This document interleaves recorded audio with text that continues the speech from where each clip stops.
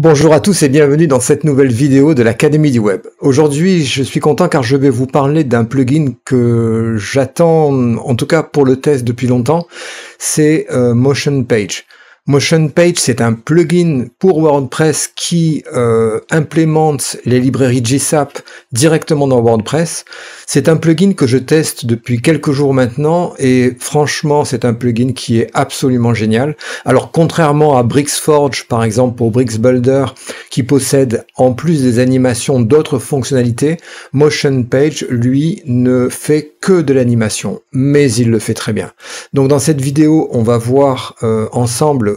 Donc on se retrouve sur le site de Motion Page, alors là où on va trouver une catégorie showcase de réalisations qui sont faites à l'aide du plugin. Donc on va tout de suite se rendre compte qu'on est vraiment en présence d'animations de JSAP tout à fait convaincantes.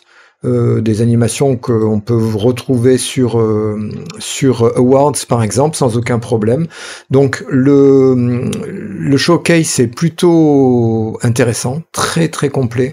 On retrouve tout ce qui est donc les effets au survol, les apparitions d'éléments, l'intégration de split text pour l'animation de texte, les différents effets au scroll, les tickers. Donc on a vraiment de tout. Donc la curiosité est attisée. Je regarde tout de suite et je vous montre également quelles sont les conditions donc de ce plugin. Donc la première condition on a un plan lifetime qui est à 600 €, enfin 597 € lifetime, donc paiement en une seule fois. Et ensuite on a des packs qui sont entre 5 sites, 10 sites et un nombre de sites illimité. Donc ça c'est pour la partie coût de l'extension. On a aussi dans tous ces plans un refund garanti sur 30 jours. Donc c'est quand même assez intéressant. Si vous aussi vous souhaitez le tester, eh bien vous pouvez acheter la version par exemple à 5 sites et ensuite vous avez 30 jours pour demander un remboursement si jamais ça ne vous convient pas. Alors le plugin, contrairement à BricsForge qui fonctionne uniquement avec BricsBuilder, on a ici, pour ce plugin, c'est sous la forme d'une extension. Donc l'extension, on l'installe ici, donc comme une extension classique WordPress, Motion Page, et ça a donc l'avantage, c'est qu'on peut l'utiliser avec n'importe quel builder, on peut même l'utiliser avec Gutenberg, on peut l'utiliser avec Oxygen Builder. Il y a pas mal de vidéos sur le site de Motion Page qui montrent son utilisation avec Oxygen. Moi, je l'ai testé avec BricsBuilder. On peut l'utiliser avec Elementor et puis avec tout Beaver Builder, enfin tous les différents Page Builder, on a une compatibilité totale. Donc ça, c'est un des premiers points qui est intéressant. Le deuxième point intéressant, c'est que après qu'on ait donc installé la licence, on a une gestion, une organisation vraiment bien faite. Alors peut-être contrairement à BricsForge qui lui propose un système qui est un peu plus global et j'avoue que je me suis assez vite perdu entre les différentes timelines, les différentes la programmation par module, etc. C'est assez confus, j'ai trouvé. J'ai également eu ce problème avec NextBricks qui aussi propose des animations de JSAP, où là aussi j'ai trouvé que c'était assez confus. Là, je trouve que c'est parfait, c'est-à-dire qu'on a un accès donc directement à partir des dernières timelines que l'on a créées, des timelines d'animation, et on a également un filtrage possible, alors par type de timeline, active, inactive, global ou pas, par événement, donc on a les scroll triggers d'un côté, les interactions de l'autre, les événements de page de l'autre, les interactions au clic, etc. Donc je trouve que c'est particulièrement intéressant. On peut également importer des timelines d'animation en les faisant glisser directement ici et exporter l'intégralité des timelines à partir de ce bouton-là. Donc le principe, c'est on crée une nouvelle timeline, mais avant de créer une timeline, on va tout d'abord créer une nouvelle page. Donc le principe, c'est qu'on va créer un contenu avec le builder de son choix. Donc là, je vais ajouter une page. Je vais appeler ça Taste Motion Page. Donc je publie, cette page je vais la réaliser avec le builder de mon choix, donc là bon je vais faire le test sur BricsBuilder, je vais partir d'ailleurs d'un template qui va me permettre d'avoir très rapidement un ensemble de fonctionnalités Voilà, une page entière. Hop. Importer, oui. Voilà, donc là j'ai inséré, alors bon ça c'est un template dynamique, mais j'ai inséré quelques éléments dans la page, et là je publie, donc lorsque je vais voir sur mon front-end, je vais trouver donc la page telle qu'elle a été effectuée. Alors je vais juste aller modifier ici l'arrière-plan.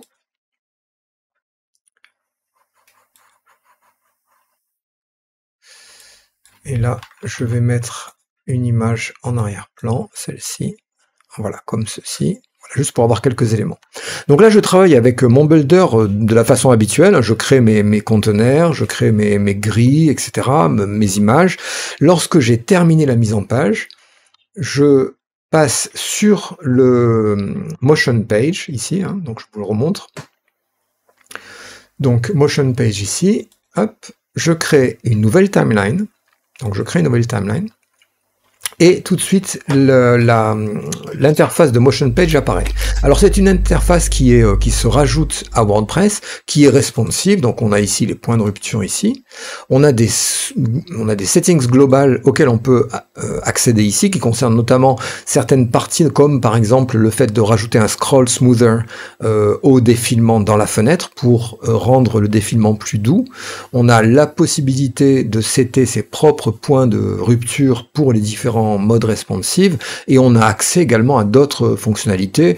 Bon, je ne ferai pas le tour, mais c'est assez complet. Hein. Sur les global settings, c'est pas mal. Ensuite, on a sur la gauche de la page la nouvelle timeline que l'on a créée. Donc, on a un ID qui a été donné. Donc là, je vais, dans cette page-là, lui donner, par exemple, une animation test. Donc, ça va être le nom de ma timeline. Et ce qui est très intéressant, c'est qu'au-dessous, on va pouvoir sélectionner la page sur laquelle va agir cette timeline. On a aussi des possibilités pour faire en sorte que cette timeline agisse sur un ensemble de données. On a ici sur toutes les pages ou alors sur des types de contenus personnalisés. Donc là, je vais prendre Test Motion Page et tout de suite, donc Motion Page me charge très rapidement d'ailleurs la page que j'ai créée sur BixBuilder. À partir de maintenant, je vais travailler donc avec d'un côté Bricks ouvert, donc je vais pouvoir fermer ces différents plans ici, et ici je vais avoir Motion Page. Chaque fois que je vais faire une modification ici, hein, si je prends par exemple le contenu, bon, je change quelque chose, tout de suite dans l'interface de Motion Page, je vais pouvoir ici remettre à jour la page, ici, pardon, refresh, et donc il va recharger la page très rapidement, sans repasser par le back-office, donc ça c'est plutôt intéressant. Alors, on a plusieurs sections qui sont bien organisées, je trouve. On a le trigger, donc le déclencheur, les animations qui seront présentes sur la timeline d'animation en bas, donc on voit qu'on peut stacker un certain nombre d'animations, on n'est pas limité à une seule animation. On a un preview qui est ici, alors là bon il ne marche pas parce que j'ai pas encore mis d'animation, et donc c'est plutôt bien organisé. Ici on peut accéder à ouvrir la page dans BrixBuilder, mais moi je l'ai déjà ouverte ici, et on a également ici la possibilité de le voir sur le front-end, et ça va lancer la page. Alors pour vous montrer un exemple simple, je vais prendre un trigger, et dans les triggers, on va retrouver les principaux triggers de GSAP, à savoir le chargement de la page, lorsque l'on va quitter la page, hein, ça peut déclencher par exemple des animations de pop-up, etc. L'animation qui est reliée au scroll de la souris, au clic sur un élément, au survol d'un élément, au mouvement de la souris. On peut mettre un mouse follower, donc c'est-à-dire on va pouvoir faire suivre le pointeur d'éléments. Donc ça, on le voit assez souvent en ce moment, des animations qui suivent le pointeur de la souris. On a Cursor Tooltip, ça va nous permettre d'avoir des tooltips qui vont s'afficher sur certains éléments. Et on a également quelque chose qui est très intéressant, qui a été rajouté récemment.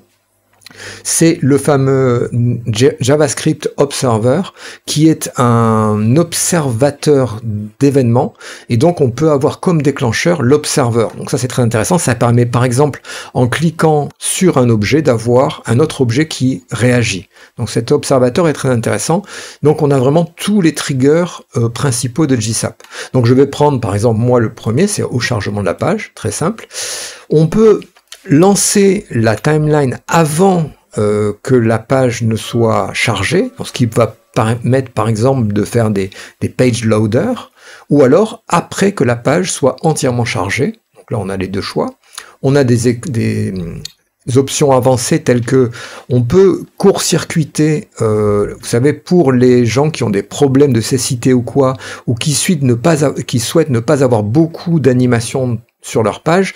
On a une règle qui s'appelle Prefers Reduced Motion, qui fait que si la personne active ça dans son navigateur, eh bien toutes les animations ne joueront pas, et bien là on peut faire un bypass, c'est-à-dire ne pas en tenir compte, mais par défaut c'est activé, donc ça respecte bien les guidelines d'utilisation, d'accessibilité. Alors, une fois que j'ai choisi donc la page, Afterload par exemple, je vais choisir l'animation.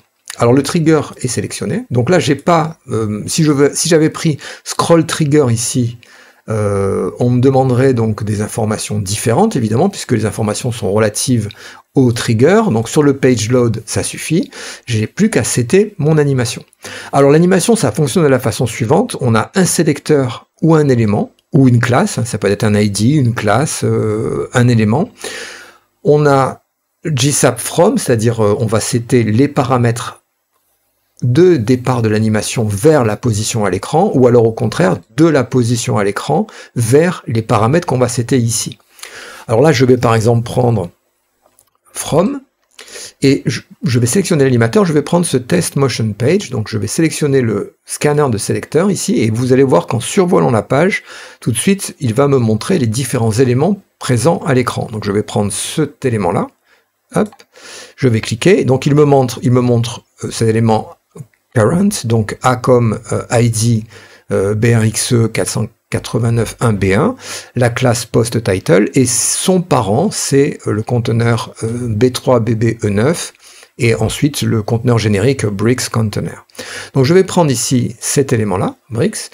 Donc tout de suite, vous voyez, dans la timeline en bas, apparaît l'animation qui est sélectionnée ici. Donc cette animation, on peut changer la longueur, la durée de l'animation.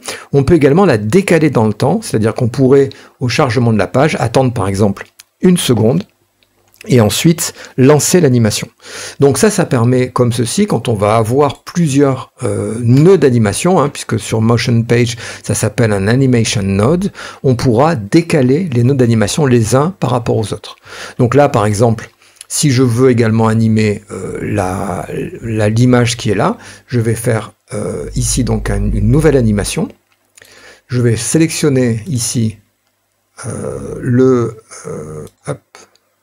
l'image, celle-ci, donc j'ai un deuxième nœud d'animation, et je peux donc maintenant jouer ici les positionner sur la ligne de temps.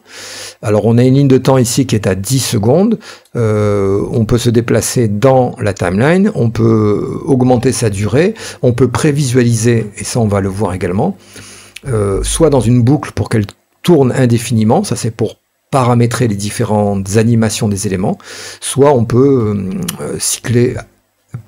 jouer l'animation. Alors je vais prendre un truc très simple. Dans cette premier nœud d'animation qui concerne donc ce texte ici à l'écran, je vais faire une translation donc de 200%. À partir du moment où je fais ça, en Y, vous voyez que l'animation en fait se joue et il me montre ce que ça va donner. Donc ça, on voit que l'élément va partir du bas et va monter, donc je peux également le faire à la main ici pour le prévisualiser. D'accord, je vais rajouter également une opacité, donc je vais partir de 0. Je prévisualise, comme ça on va avoir l'élément qui va apparaître et qui va monter. En même temps, sur le deuxième élément, je vais faire, je vais faire très simple, je vais faire une translation de moins 50% en hauteur. Alors je vais checker ce que ça donne, voilà comme ceci, et je vais également faire une opacité de 0 pour que l'élément apparaisse. Voilà, comme ceci. Donc là, ça reste très simple, vous avez vu, c'est très ergonomique. Je peux décaler, si je souhaite que la deuxième se décale après la première, eh bien je la mets tout simplement à la suite de la première animation, et j'aurai comme ceci la première qui se déclenchera, et ensuite l'image qui apparaîtra. Une fois que c'est fait, je fais Save Timeline, je passe sur mon front-end, et là, voilà, je vais avoir donc l'animation qui va se jouer et qui va donc me montrer ce que j'ai fait. Alors ça c'est l'animation que j'ai créée au chargement.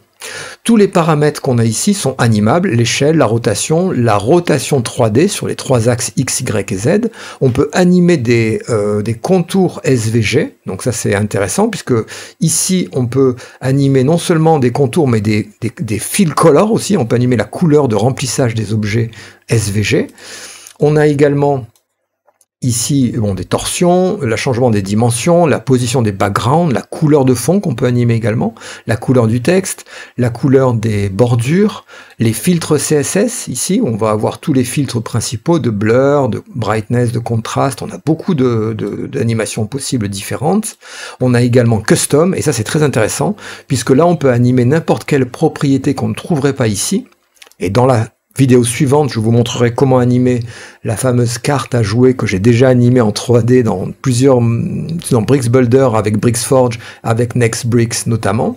Je le ferai avec Motion Page. Et là, on voit que dans la 3D transformation, on a les rotations, mais dans les mouvements ici, on n'a pas de translation sur Z, donc c'est sur l'axe de profondeur. Donc grâce à ces propriétés custom, on peut y accéder très simplement ici. Donc si je veux faire un translate sur Z, il me suffit de faire translate Z et ensuite de mettre la valeur, par exemple moins 1500 pixels, et là j'aurai donc une translation sur Z. Donc ça je reviendrai dans la vidéo que je créerai après celle-ci. On a également accès à la librairie Split Text pour avoir une animation lettre à lettre des éléments. C'est-à-dire que ici, par exemple, dans l'animation de cet élément-là, si j'active Split Text en mode caractère, eh bien, je vais avoir une animation qui va se déclencher en mode caractère. D'accord, donc ça je reviendrai aussi là-dessus. On a la notion GSAP Flip qui est le passage, la transition douce entre un état et un autre, et ça aussi c'est très intéressant. On peut décaler avec Stagger les différentes animations quand on les affecte à une classe notamment. On peut décaler de par exemple 0,4 secondes entre tous les éléments de façon à créer une sorte de décalage entre chacun des éléments. On a beaucoup de choses et on a également un motion pass qui permet d'animer sur des courbes, des passes qui sont faits en SVG, des éléments, donc ce qui permet de faire des mouvements assez complexes d'une manière relativement simple. Ça c'est pour la partie animation, et on a également les courbes d'accélération ici, où on va retrouver les principales courbes d'accélération, hein, c'est-à-dire que ici, si je mets par exemple un Power 1, je vais avoir donc accélération à l'entrée et à la sortie, qu'à l'entrée ou qu'à la sortie. Donc si je fais ça et ici je mets un Power 2 par exemple, je sauvegarde la timeline, je reviens sur mon frame de test, je mets à jour la page, et là hop, on va avoir des accélérations qui vont s'appliquer. Alors pour vous montrer que c'est très simple de convertir cette animation au chargement de la page en une animation au scroll dans la page, je vais switcher ici. Je vais switcher dans mon animation le trigger de page load, je vais le passer à scroll trigger. Alors dès qu'on fait scroll trigger, on a deux informations supplémentaires qui apparaissent, c'est le start viewport et le end viewport. Ça correspond, si vous voulez, dans la librairie GSAP, ça correspond au début de l'animation, du scroll, et à la fin de l'animation. C'est-à-dire qu'on va démarrer l'animation ici et on en terminera ici. Ces points-là, évidemment, on peut les déplacer très simplement. C'est starts when, first element top, on a ici donc element top, center, button, on n'a pas que les first elements, on a aussi les sélecteurs, donc on peut demander ça à des classes, et à ce moment-là on peut faire un déclencheur individuel pour chacun des éléments de la même classe, ici. Donc là, quand on va bouger ce pourcentage, vous allez voir qu'à l'écran, vous voyez, le start va changer de position, et c'est ce qui va déclencher l'animation au scroll. Donc si je dis par exemple, je veux que l'animation au scroll se commence ici, et je vais avoir la même chose pour elle se termine, donc je vais faire et l'animation se termine, et ici j'ai le même slider qui va gérer la fin de l'animation, ici. Comme ceci. Donc si je dis par exemple l'animation va se démarrer ici et terminer ici, là on est bon, et là surtout, si je fais pas lock to scroll bar, ça veut dire que l'animation va se déclencher lorsque cette partie du viewport ici à partir de là, va devenir visible. Donc, c'est-à-dire que si l'animation se déclenche dans la page beaucoup plus bas, ben, ça va se déclencher dès que cette partie-là va être à l'écran. Si je veux relier cette animation ici, au scroll bar, il faut que j'active ici Lock to Scroll Bar. Quand je fais ça, j'ai un délai, alors je vais le mettre bas, ce délai, 0,2 secondes. C'est le délai qui va adoucir l'événement, c'est-à-dire qui va capter l'événement et qui va peut-être attendre 0,2 secondes pour rejoindre la position de la scroll bar dans la fenêtre. Ça permet d'adoucir les mouvements. Donc là, j'ai mis 0,2, donc je sauvegarde. Je reviens sur ma page, je recharge. Ici, et quand on va commencer, vous voyez, donc là la page n'est pas assez grande, donc je vais rajouter des éléments au contenu, je vais rajouter juste pour avoir de quoi, voilà, un conteneur au-dessous qui va avoir une hauteur de, je vais faire 200 VH, voilà, pour pouvoir scroller. Je reviens ici, donc je reviens au début, je recharge, et vous allez voir que quand on scrolle, eh bien l'animation va se dérouler. Alors bon, là, on va pas voir l'image parce qu'elle n'est pas adaptée à ce type de scroll, mais on voit bien que l'élément de texte, lui, eh bien, apparaît et disparaît suivant le mouvement du scroll dans la fenêtre. Donc ça permet de relier des éléments au scroll. C'est comme ceci que j'anime mes cartes en 3D, notamment avec ces éléments scroll. Donc là, on a vu donc qu'on a aussi un custom code ici qui nous permet de rentrer du code GSAP directement à l'intérieur de cette. Alors soit avec des propriétés ici, soit directement, on peut formater le code ici. Donc ça c'est plutôt intéressant. On peut activer, désactiver les marqueurs qui sont là avec un petit toggle ici. Et là, on a from ou tout, et on peut donc faire from de 0 à tout, par exemple une opacité de 0,75, à ce moment-là, ou 0,80, et là on aura de 0 à 0,80. On a un petit point bleu qui s'affiche ici, qui permet de montrer là où on est. Donc, globalement, une fois qu'on a fait ça, on fait Save Timeline, et maintenant, on peut accéder dans le deuxième onglet ici, à la librairie des timelines qui sont présentes sur mon site. Alors, c'est organisé par page, et ça, j'apprécie vraiment parce que ça permet d'avoir une organisation qui est très simple et bien structurée. La page d'accueil, par exemple, ici, j'ai Page Load et Split Text, j'ai créé 2 animations. Sur la card, c'est ce que je vous montrerai la prochaine fois, j'ai ici une animation où j'ai animé une carte à jouer.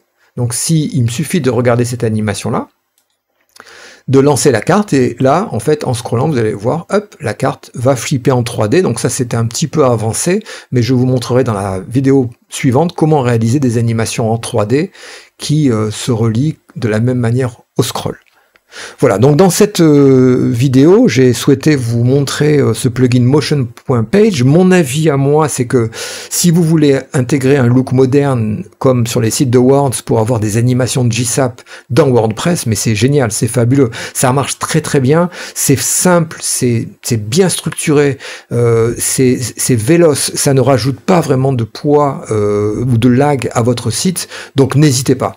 J'espère que cette vidéo vous a intéressé. Si c'est le cas, n'hésitez pas à souscrire à ma chaîne et je vous dis à bientôt pour une nouvelle vidéo de l'Académie du Web.